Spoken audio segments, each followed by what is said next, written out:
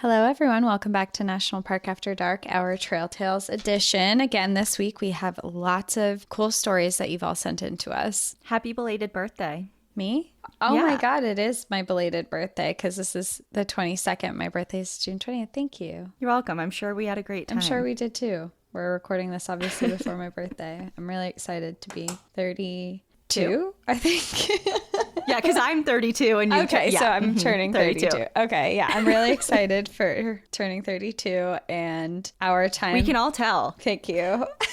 Thrilled. Actually, I have plans. When this comes out, I will be, I guess it'll be, for my brother. I have a twin brother. We're hiking Mount Washington for our birthdays this year. So that's what I would have awesome. been doing. So hopefully I had good weather and a good time. And we would just be coming off our Yosemite trip. Yeah, it's a good month. See, I'm great stoked way. to be 32. There you go. You should be stoked to tell me your first story Okay. because you're going first. I am. Okay.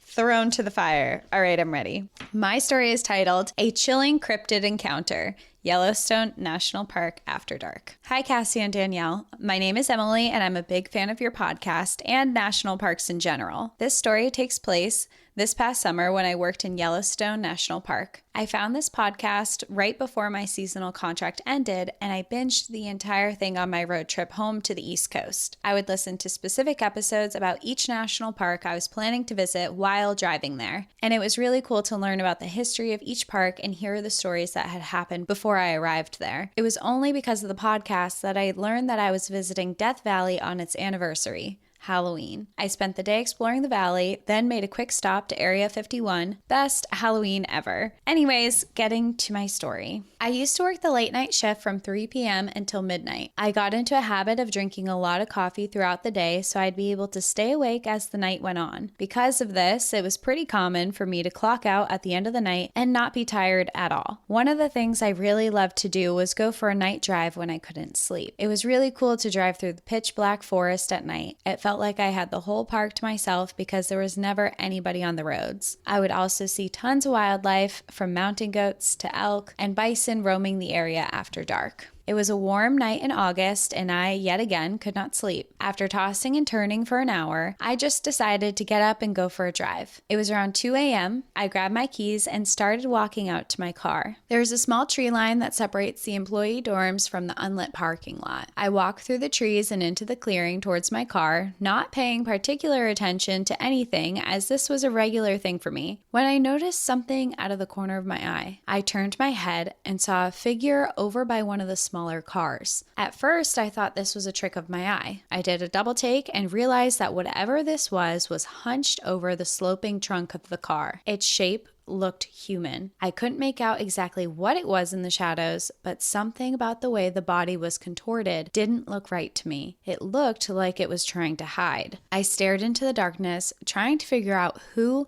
or what this was. What were they doing out here at 2 a.m? Why were they acting so strangely? Acting like they didn't want to be seen. As I took a step closer, the figure darted behind the left side of the car where I couldn't see it anymore. Intrigued, I watched the space beneath the car and the ground to see if I could see feet moving near the tires. In the dark, I thought I saw some movement, but I wasn't entirely sure. I rounded the back of the car to the left side to see where this thing had gone, but there was absolutely nothing there. I didn't see anything walk away into the tree line or out from behind the car. I stood back wondering if I had really just seen that or if it was just a trick of my eye like I had originally thought. I was thinking, that was really weird, when all of a sudden I heard a voice inside my head say, "You need to get in the car right now. Get to the car. You are not safe. Get to your car." It wasn't my voice in my head that I heard. It was an external voice urging me that something was not right. I was pretty calm before I had heard this, but after I did, my stomach dropped and I got that primal gut instinct that something was wrong. I followed the voice and quickly turned around and walked to my car, and I could feel something watching me from behind as I did.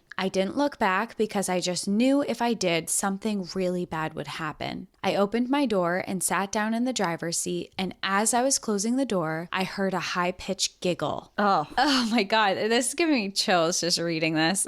Okay. It sounded really close, like it was coming from the back of my car. I locked the doors immediately and sat there for a second, trying to process what had just happened. Get out of there. Yeah, think about it somewhere else. Like, you're giving me anxiety. Get out right now.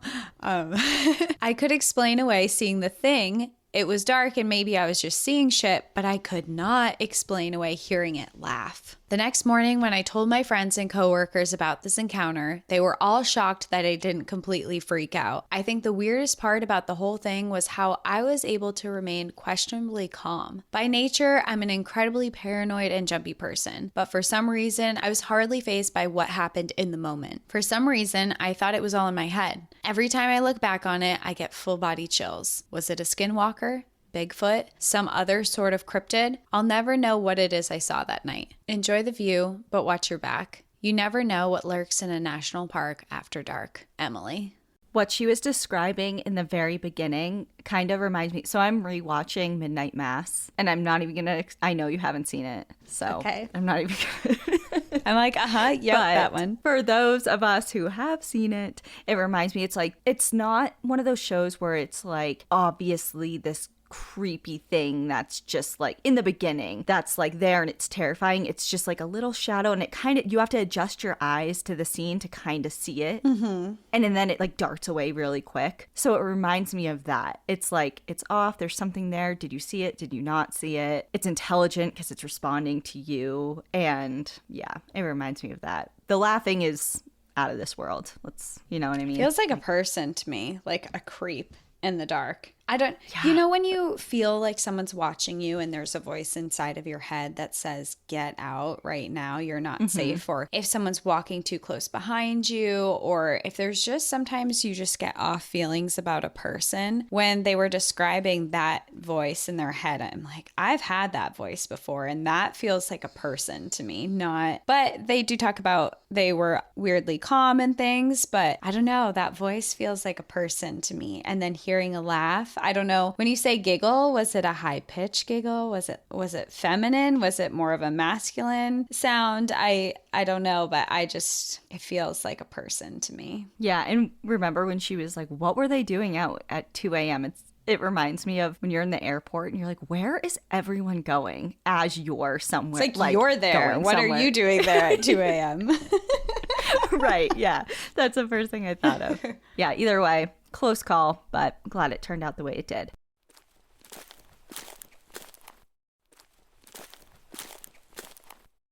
All right, my first one is called Rusty Ross and the Coincidence Cats. Hi, Cassie and Danielle. My wife and I are huge fans of NPAD and love to enjoy and share what NPAD is and the incredible community of brave people and their journeys on this tiny speck in space we call Earth this podcast represents. In my head, I call us the Padders. We always have you on when we cook dinner, take a drive on our way camping, because why not get a little scared just to make sure we watch our backs, and just anytime we want to journey to one of our amazing parks here in the US via a tale told by two awesome women. We always feel like we're sitting around a campfire with you two when we listen, and there's few things more sacred in our routine. Way to hype us up, just by the way. Yeah, I'm blushing a little bit. Thank you. We live in the Loveland/Fort Collins area of Colorado, 40 minutes from the beautiful Rocky Mountain National Park, and a little more than an hour from Arapahoe-Roosevelt National Forest. Though living here currently, I grew up in San Diego, hunting snakes during the day and scorpions at night in the desert badlands of Borrego Springs and Ocotillo Wells. Really throwing a lot of words in there that are I hard know, to I'm pronounce. like, damn. As well as exploring the coastal waters and kelp forests of San Diego via snorkel and fins. My wife grew up here in the Loveland and Fort Collins area. We met at university in Los Angeles. More recently, my wife and I lived in Portland, Oregon, the past 6 years, loving everything the PNW has to offer. Endless beautiful waterfalls, evergreen trees that go on forever, glorious coffee roasters, and I believe the current residents of Bigfoot. Believers rise up. But now the northern Colorado Rockies and its ancient lake bed foothills are our place that we call home. Seems like we have a lot aligned here. This story of Rusty Ross and the Coincidence Cats is not just one of danger, gore, and corgis, but of coincidences. Or is there no such thing? You two are the experts, so you're gonna have to tell me. Rusty Ross is my wife's grandpa, age 80 in 2023, who inherited 5,000 acres of Rocky Mountain wilderness about 20 miles north of the small town of Cotopaxi, Colorado, from his parents and grandparents who originally settled in Howard, Colorado during the westward expansion of the late 1800s. Talk about luck. Yeah, that's amazing. And fortune. I'm looking for property right now. I wish I could inherit 5,000 acres. Well, it's funny because this story, so Cotopaxi is a really small town and community out there. It's an outdoor brand too. Right. But coincidence or not, No such thing. Michelle, who we donated to her nonprofit Wild Lives last year. Remember, I worked with her at the Wolf Center. She is building that sanctuary in Cotopaxi. Oh, Like that's where her property wow. is. Look Yeah. at that.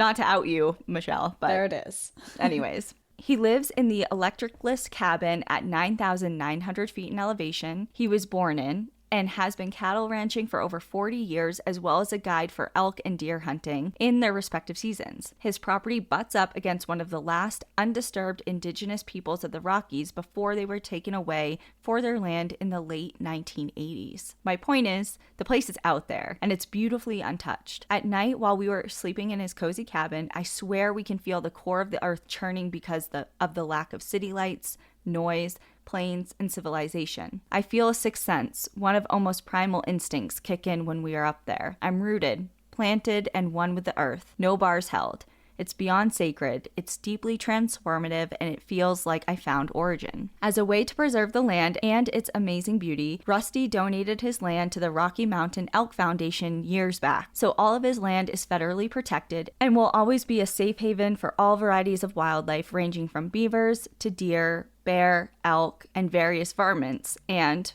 what this story is all about, mountain lions. As long as the land exists. We're still able to be on it and use it however we like, as if we owned it, but no new structures can be built. He seeks for only the enjoyment of his property and has the biggest smile with a completely white curly-Q mustache when his friends or family visit and enjoy the beauty and vastness of these sacred scapes have to offer. What a beautiful gift. Yeah, that's amazing. Now about those coincidence cats I mentioned earlier. On January 10th, 2000, at Rusty's cabin, the wind was blowing extra hard one dark, cold winter's night, and his dog, Caddy, was growling at about 1 a.m. When he let Caddy out, it immediately began fighting with a mountain lion. He first thought it was a coyote, but he realized it was a mountain lion and that the lion had his dog by the throat, an inescapable situation for the dog that meant death. Rusty thought quickly, grabbed a 2x4, and swung until the mountain lion died. Caddy had over $500 in vet bills to get him patched up,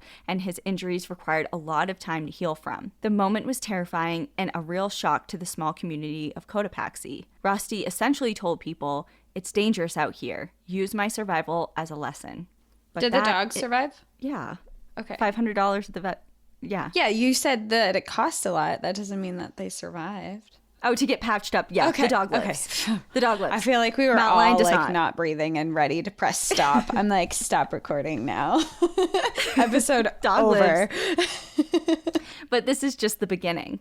14 years later, almost to the exact day, on January 12th, 2014, the same thing happened. Rusty said it was 4:30 a.m. when he let his dog Lizzie, a Pembroke Welsh Corgi, No, again? the least likely to be a mountaineering dog, outside to go to the bathroom. As Rusty called her back and stepped right by his feet at the threshold of the cabin door, a massive tan paw with razor-sharp claws launched from the darkness onto the top of the head of poor Lizzie. Rusty grabbed and jerked the cat, and Lizzie came loose. Rusty threw the cat, yeet, and got Lizzie into the house safely. The cat ended up clawing Rusty down the leg, Rusty the next day called the Division of Wildlife, who tried to track down the lion but was unsuccessful. The local news captured both moments, see images attached, and Rusty is considered a local, maybe even mythical legend of these southern Rockies, and everyone from Salida to Pueblo knows the story of Rusty Ross and the Coincidence cats today. So you tell me, coincidence or not? Maybe the cat had two lives, maybe mountain lions have midnight munchies too. All I know is that when you're a rancher in the Rocky Mountain wilderness with your Pembroke Welsh Corgi, you better enjoy the view, but you should definitely also watch your back for mountain lions who might want a late night snack.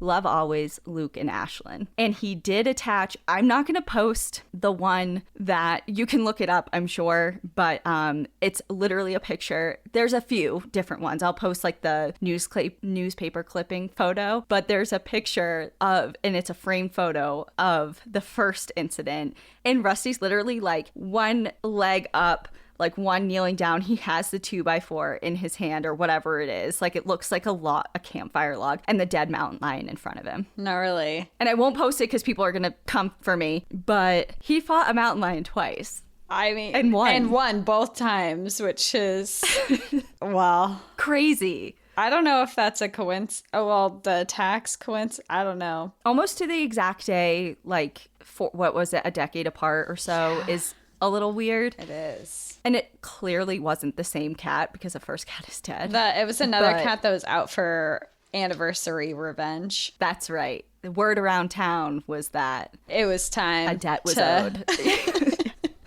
That's what happened. Oh my God. Her professional opinion. Right. That's our final answer.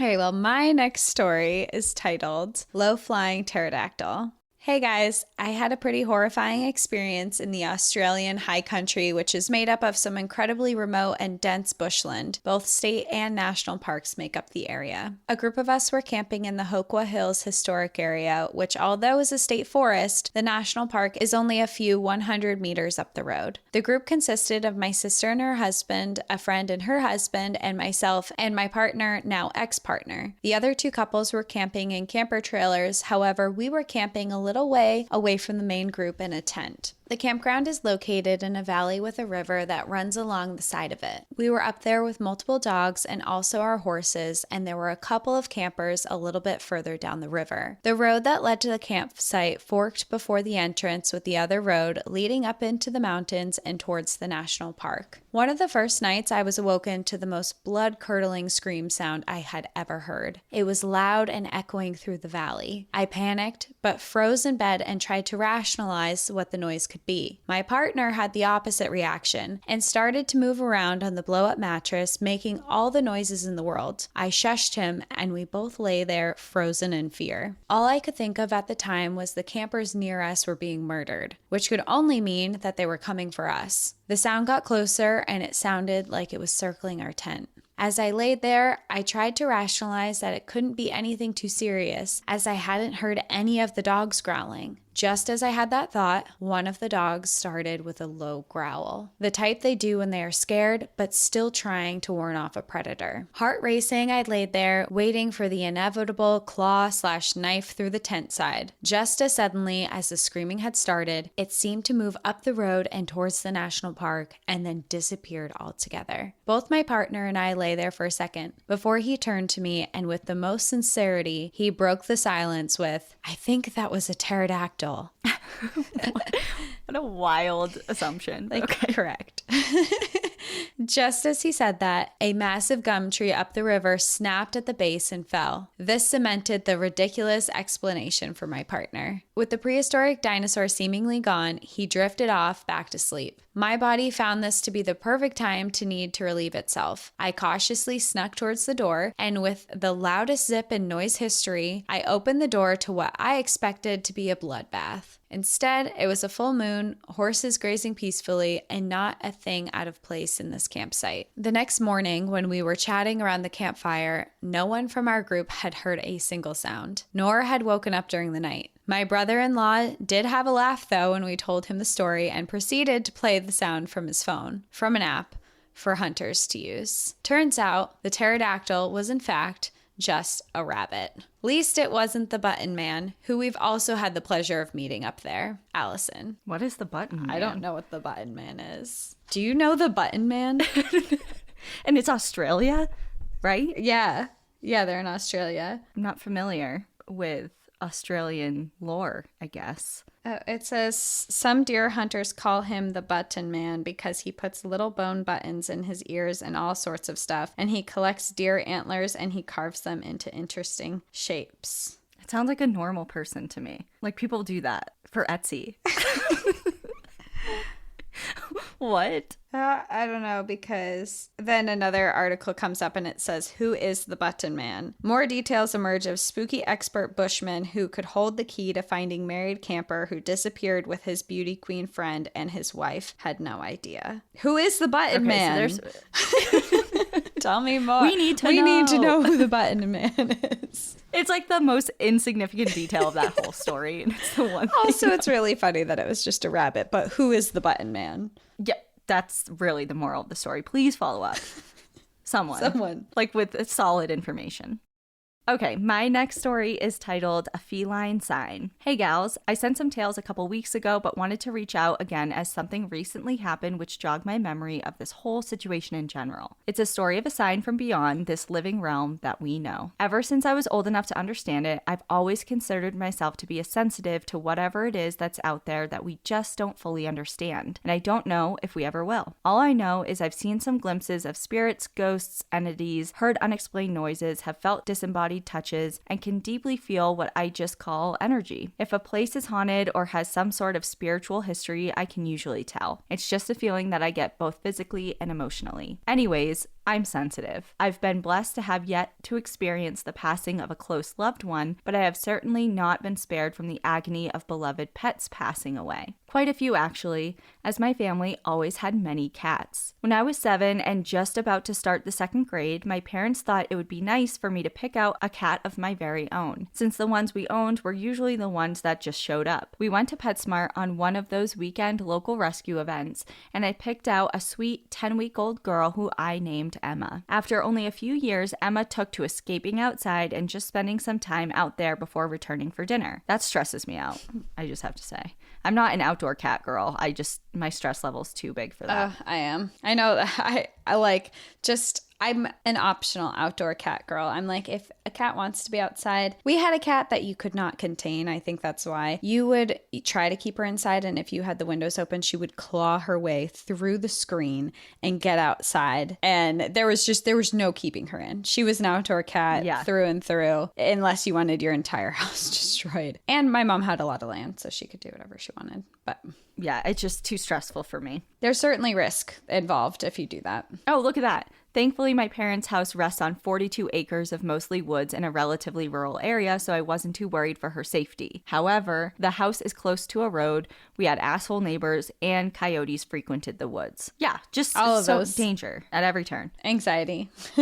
Anxiety. Emma eventually became a fully outdoor cat. She loved the independence, but was always waiting in the morning for breakfast and in the evening for dinner. After many more years, Emma would have been around 10 at this point. Sometimes Emma's adventures would increase in time and duration, and it wasn't uncommon to not see her for a few days. But after a while, she never came back. It was easy to think the worst. She got hit on the road farther down and we never saw. She fell victim to a coyote or a hawk or our asshole neighbors, got stuck in a hunter's trap, etc., etc. But I always felt Emma was still around. At the time, cats weren't routinely microchipped when spayed and neutered, and she didn't have a collar on. It's totally possible that she could have wandered far enough to reach someone else's yard at the edge of the woods or came across a friendly hunter. And I truly believe that is what happened, because she'd visit me in my dreams. I wouldn't just dream of her. A few times a year, I would dream that Emma would randomly show up completely unharmed. While sometimes I can acknowledge I'm dreaming and kind of subconsciously try to control the situation, that was never a thing here. She would show up and I'd immediately call for my family to tell them that Emma was alive and all right. It was just this overwhelming sense of joy and reassurance that she was okay. We had 1 or 2 other cats go missing, but I never saw them in my dreams. Emma's visits were very different. I would sometimes wake up convinced she was alive and here, and that the dream was a blurry memory from the day before. I bring this up because last week, after a while of not really noticing I hadn't dreamt about her too often recently, I had a dream that Emma showed up in my parents' kitchen while I was visiting. I immediately smiled with pure glee and turned to my boyfriend exclaiming, "Look, it's Emma," to which he just kind of looked at me confused. "Where?" he asked. I pointed at her and he couldn't see her. Meanwhile, I saw her clear as day walking through the kitchen. I followed her path as she disappeared around the bend into the living room, where my pap now hangs out most of the day in his old age. I rushed in, but Emma wasn't there. I asked my pap if he had seen her, to which he chuckled and said, "Emma? No, she's been gone for years." But I swear I had seen her. I stood there confused for only a moment until it hit me, and I said out loud in my dream, "I just saw her ghost." I woke up directly after that, slowly in a groggy state as if I had faded back into consciousness. I smiled as I realized what I believe had to have happened. Emma had passed away, and she came to let me know. Of course, how could I prove something like this? I knew I had to tell my mom, though, as we always share our spooky and weird experiences, and try to talk on the phone every week or so since I recently moved about 6 hours across the state. I told her about my dream and how I thought Emma had passed and how she let me know, and my mom grew silent. "Marissa," she started, "that is really weird you bring her up." She asked me to clarify what night I had the dream, and it turns out that morning, while I was probably having the dream, since I slept in, my mom had gone outside to feed the 2 outdoor cats breakfast. Mind you, these are my mom's buddies and are a part of her strict morning routine. So what I'm about to tell you was very out of the ordinary. She walked out, and instead of yelling, "Zoe, ninja," without even thinking about it, she yelled, "Emma," and stood there for a second, wondering if she had just gotten one step closer to the normal memory issues that come with aging. She said it felt odd, and she just wasn't sure what had happened, but it was the same exact morning I had my dream. I really do think Emma has been alive all of this time and periodically somehow let me know she was still around and was okay. I really always believed someone had found her and taken her in solely based on those dreams and how they made me feel upon waking. Someone took her in, and she had been perfectly okay and just wanted to let me know one final time that I don't need to worry. She would be around 15 or 16 now, so it just all seems to make sense. I figured you two may find some interest in this. Danielle, you sharing your journey of grief after the passing of your partner has really helped me in my current situation of preparing for the passing of my pap. I know that sounds bad, but as I said, I've yet to lose a close loved one, and my pap has been dealing with cancer for almost 2 years now, and his health gradually declines. First lymphoma and now prostate cancer. He has always been a light in my life, and losing him will be very hard. But knowing that all of us go through grief and death of a loved one at some point, and so many of us receive signs from beyond, I look forward to the signs my pap will send me. And well, now that I'm crying, I'm going to end this email. Sorry it's long. It's the ADHD and autism. Love you gals. Best, Marissa. What a beautiful story. There's no, like we say, there's no coincidences. I think that whatever you felt was probably Emma coming to say her final, like, I'm okay. Final goodbye. I'm okay, and I'm good. Yeah. And what are the chances that her mom had the same, like, a weird experience involving Emma the same morning? And it wasn't like Emma hadn't been there in so long, too. She hadn't been calling Emma's name for mornings for years. She had probably stopped for a long time. So to have that experience, yeah. No such thing as coincidences. Yeah. I'm a believer. For sure. All right, on to my story. Mine is titled Mystery Dead Animal ? Why are there so many dead animals in this? Dead, it's not a dead injured. Animal. Okay. It's okay. I'm going to just preface this and say that Cassie and I usually like filter through our own stories and like don't know them, but I picked them this time around and I know it's so funny. Okay, it's funny. I think it's funny. I'm like, I'm quitting if this is another dead animal. It's not. Okay. My name is Abby, and this is a story about my mom and I and a mystery dead animal ? Danielle.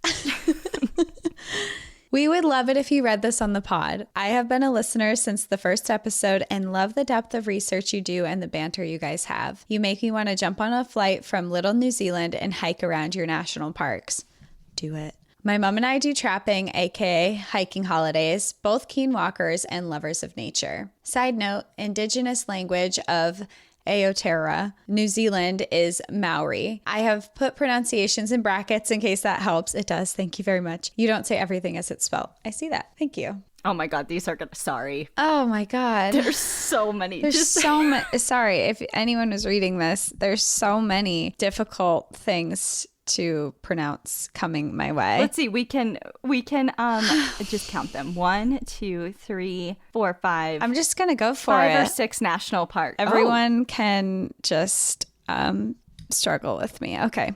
Together, we have completed Abel Tasman Coast Track and Abel Tasman's National Park, the Kepler and Fiordland National Park, the Hepi in Kahurangi National Park, and Lake Yaikamarna in Te Uruwara National Forest. And that is where this story takes place. Right. Okay.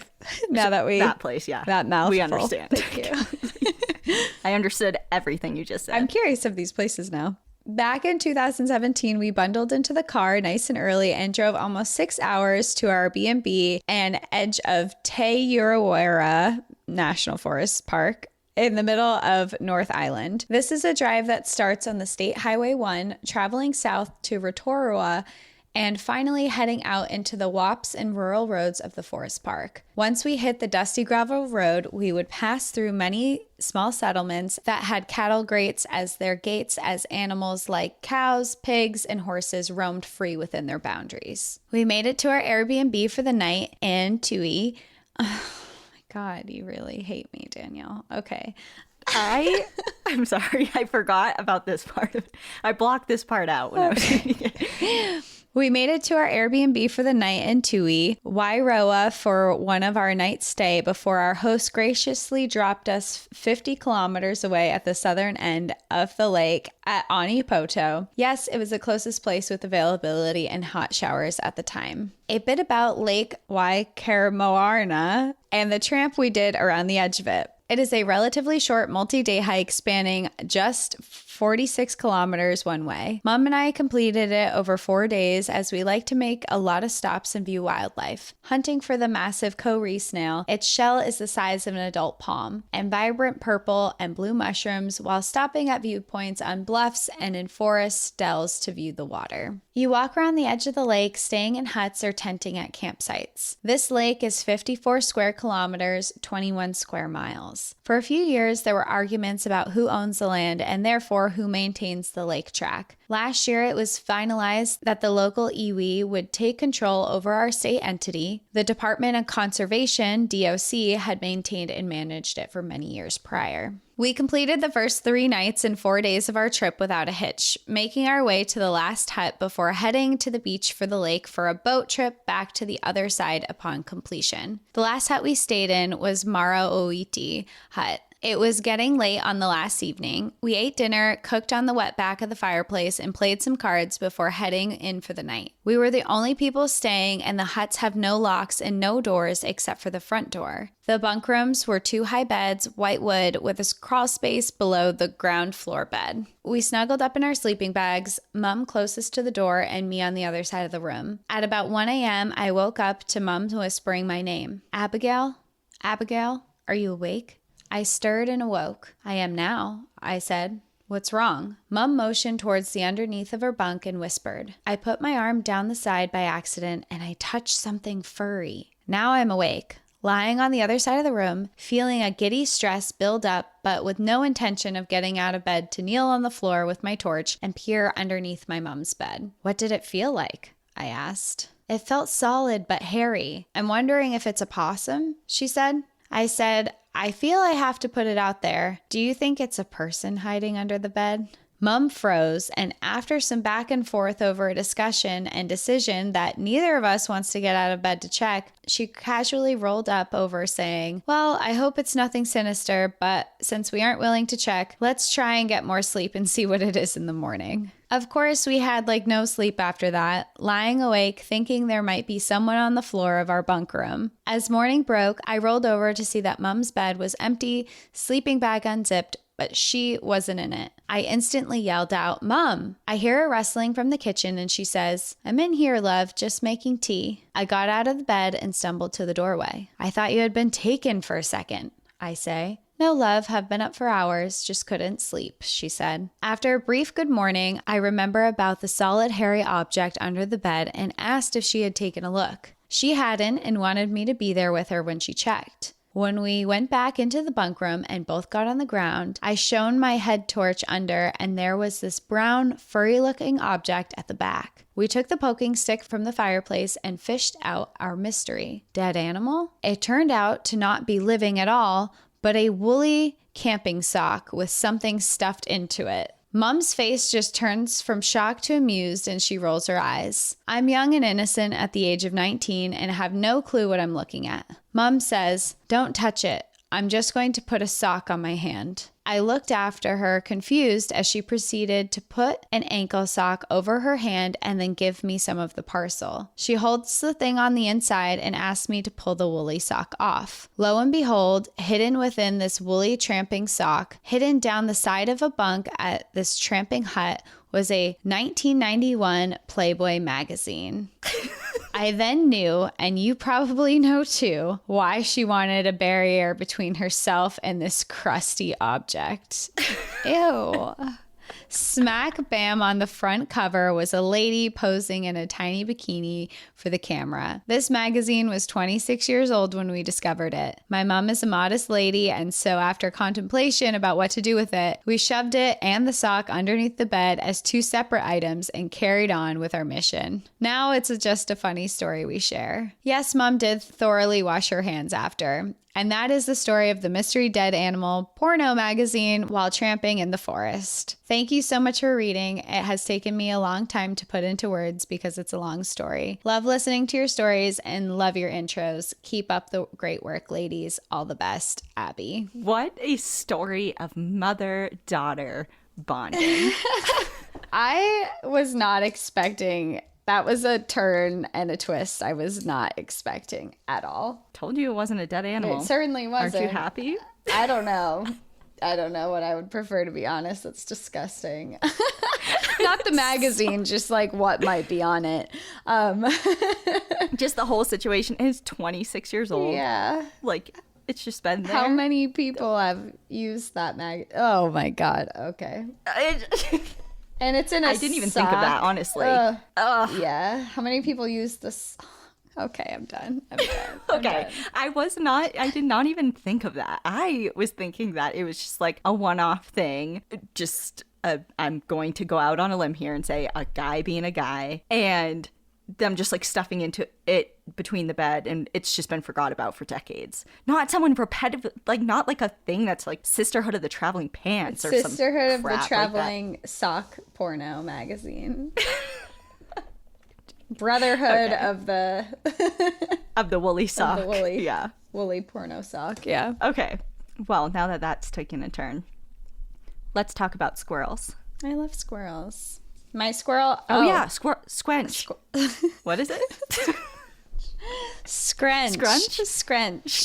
Oh, we probably haven't given a girl an update, but my squirrel that you guys heard about like 2 months ago is doing really good. I just got an update that her eyes opened and she's thriving and she loves her new siblings. So doing great. That's awesome. Yeah. Yeah, the biggest development is that she's a girl and not a boy. Yeah, she's a girl, not a boy. Never actually really checked. And then after we recorded, checked, and a girl for sure. Surprise. Scrunch is a girl. Scrunch. And she's thriving.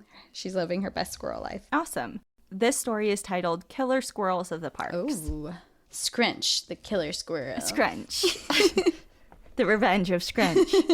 Hi, gals. I had a friend recommend your podcast, and I too just wanted to say that your episodes made me cry with how much I miss going to the national parks and my ecology field seasons. While I have so many stories, I thought that my killer squirrel story definitely was the one that needed to be shared. I agree. Let me start by saying, while in my life I have had a lot of close calls. Bears so close you didn't need a zoom on your camera, a moose who almost ran me over, cows that were so aggressive I had to jump a small ravine to get away. But deep down, the one animal that scares the shit out of me are squirrels. Go ahead and laugh, but this tale starts with a family trip to the Grand Canyon and ends with me running the most ironic pilot field study that could have ever fallen into my lap. When I was young, probably under 10 years old, my family went on vacation to the Grand Canyon. The day started off like any park vacation with a long hike. My brothers and I were so excited as it was our first time in the canyon, and the switchbacks had us racing to see how far we could get ahead of our parents. After a while, our energy levels dipped and we grabbed some granola bars from our parents and continued on the path, taking in the colorful canyon walls. Now, anyone who has been to the Grand Canyon can tell you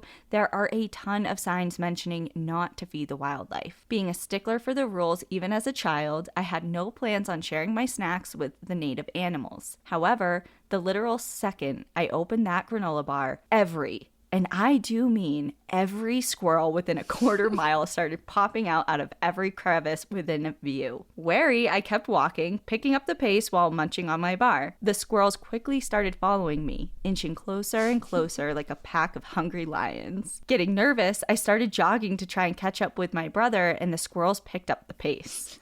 Suddenly, I felt the brush of a furry paw on my leg and saw my life flash before my eyes as a squirrel tried to climb up it. Screaming for dear life, I dropped the granola and sought refuge with my siblings, the squirrels high-fiving each other over a successful intimidation plan.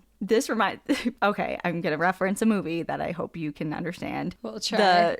The second Jurassic Park movie. Oh, yeah, I've seen Jurassic Park movies. All of them. The second one when it's the little girl on the beach and she has a sandwich and all those little like dinosaurs like peep up and they're like, oh, what you got? And they're tiny and she's like, oh, like, do you want a piece of the sandwich? Mm-hmm. And then all of a sudden they all like attack and kill her. Like that's squirrel version. Like, squirrel like are just like popping out of every corner and just gang up on her and steal her food. Don't feed the wildlife, don't feed the bears, don't feed the deer or goats, and especially don't feed the killer squirrels. That day, I felt true fear and jumped every time I thought a squirrel was too close. Fast forward 10 years, I'm working at a museum and was offered the opportunity of a lifetime to work in the Cascades and run the pilot year of a field study on hybrids and territory mapping. The only problem, the whole study was on squirrels. Did I bite my tongue and say nothing about my fear of squirrels? You betcha.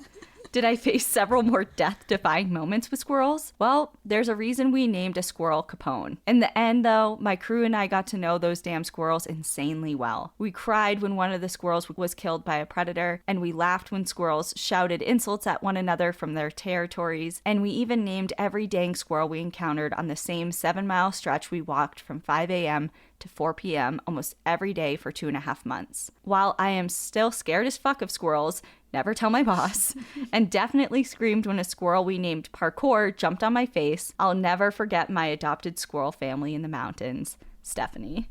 That's so funny. That's hilarious. Oh, squirrels are the best, but I would be a little fearful too if I was ganged up on by squirrels. Yeah, I think I would have one or two reactions. I'd be like, oh my God, the first one is I'm being murdered by a group of squirrels. Or I'd be like, I found my tribe. I am their leader. And I would think that I had my own.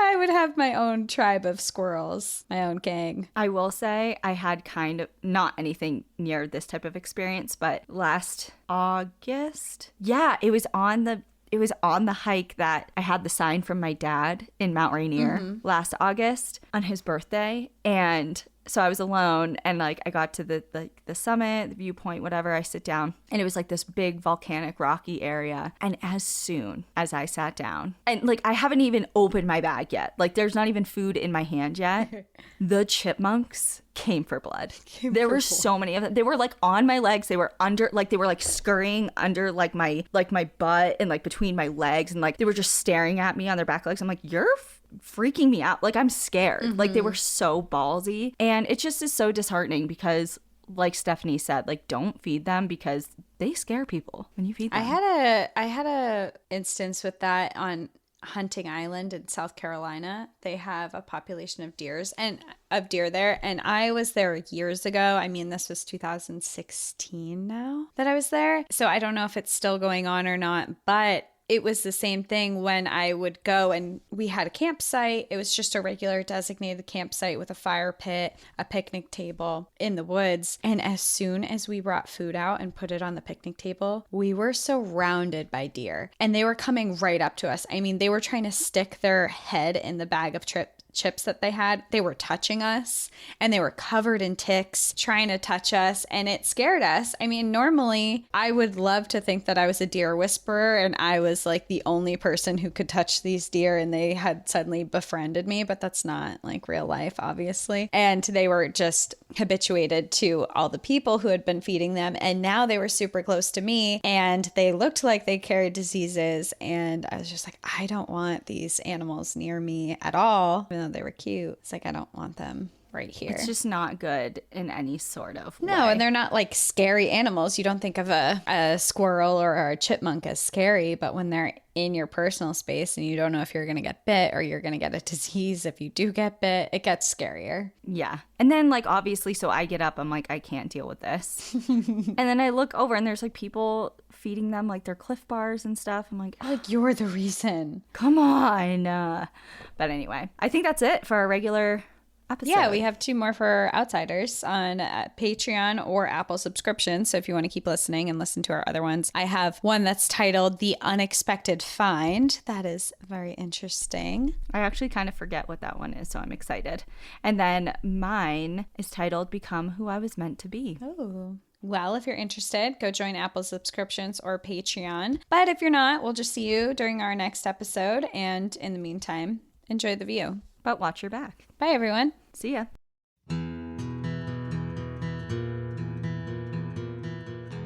Thank you so much for joining us again this week. If you have a trail tale or story suggestion, send us an email at stories@npadpodcast.com. Follow us on Instagram and Facebook at National Park After Dark and on Twitter at NPAD Podcast. Join our Outsiders Only community on Patreon or Apple subscriptions to listen ad-free, unlock monthly bonus episodes, and exclusive content. And remember, when you support our sponsors, you are supporting our show. For our exclusive discount codes and source information from today's episode, check out the show notes. For more information on our show, our book recommendations, merch updates, and more, visit our website at npadpodcast.com. And please rate, review, and subscribe from wherever you listen to podcasts.